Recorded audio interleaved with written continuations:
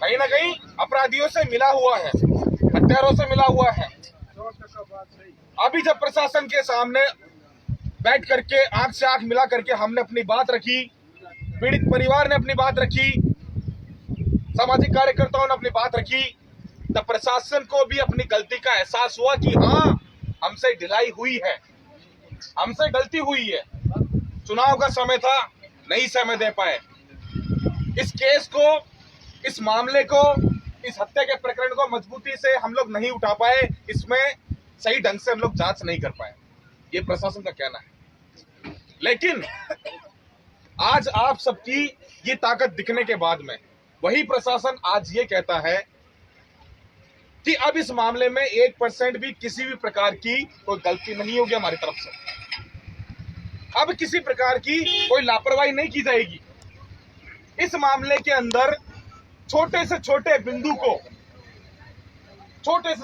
को शक के आधार पर उसको इस कार्रवाई का एक बिंदु बना करके उसको जांच में शामिल किया जाएगा, बयानों को लिया जाएगा। पीड़ित परिवार के अन्य जो लोग हैं वहां के मोबाइल उनके ट्रेस किए जाएंगे, उन नंबरों को ट्रेस किया जाएगा कि उस घटना के उस समय पर आसपास आगे पीछे कौन आया गया, किसका फोन आया, कौन बुला के लेके गया, किसने बताया परिवार को कि डेड बॉडी यहां पड़ी है। और तमाम आज से साल भर पहले भी घटना हुई थी, उनको भी इस मामले में लिया जाएगा। और भी तमाम जो बातें जो प्रशासन के समक्ष अभी बात हुई है, तमाम जो मांगे हमारी थी, उस पर प्रशासन ने सहमति जताई है कि आपकी मांगों से हम लोग सहमत हैं। दूसरी बात, अब प्रशासन ये कहता है कि आप लोग ये धरना हटा दें। प्रशासन ये कहता है आप लोग धरना हटा दें। ये जनता, ये समाज या धरने पे बैठा है, इस धरने की ताकत की बदौलत आज प्रशासन कुछ हद तक झुका है हमारे सामने। वो प्रशासन जो हमारी नहीं सुन रहा था, लेकिन आज वो सुन रहा है। आप सभी लोगों को तय करना है कि धरना हटाना है या लगाए रखना है। लगाए रखना है तो लगाए रखना है तो यहाँ पे ताकत भी दिखानी पड़ेगी। लगाए रखना है तो ताकत भी दिखानी पड़ेगी। ऐसा नहीं कि सुबह आ गए, घंटा पर रुके और चल दिए। परिवार को फिर अकेला नहीं छोड़ना पड़ेगा। समझ रहे हो मेरी बात को? ऐसा नहीं कि परिवार को अकेला छोड़ करके आप लोग चले जाओ, ऐसा नहीं।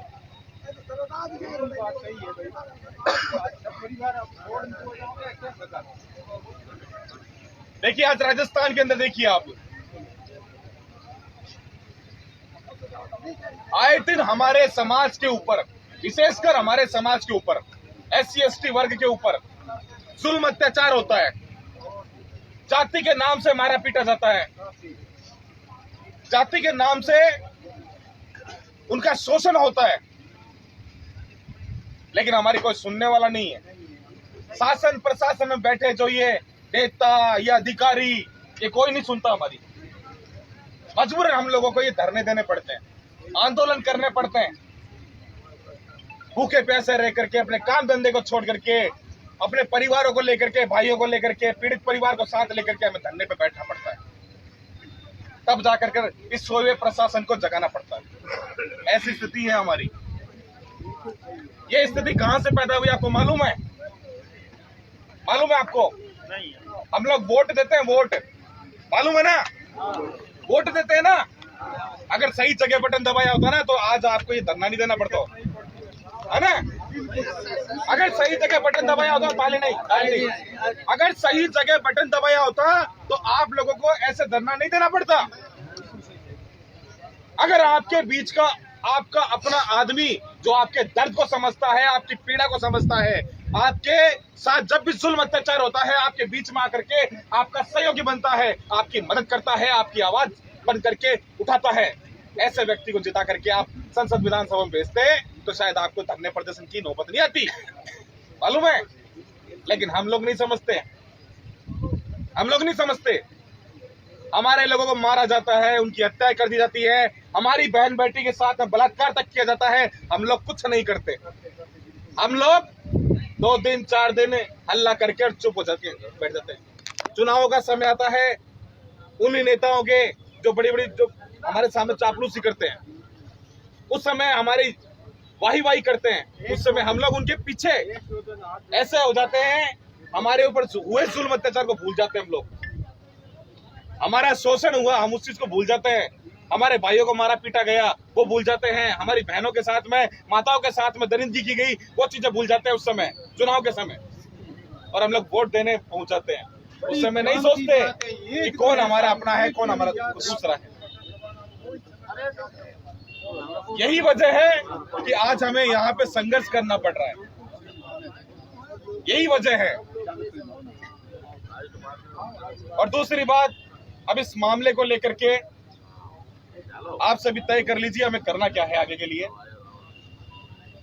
इस लड़ाई को जारी रखना है तो हमें यहाँ पे मजबूती के साथ डटकर मुकाबला करना होगा। इस परिवार को, इस समाज को अकेला छोड़ के नहीं जाना होगा। धन्यवाद।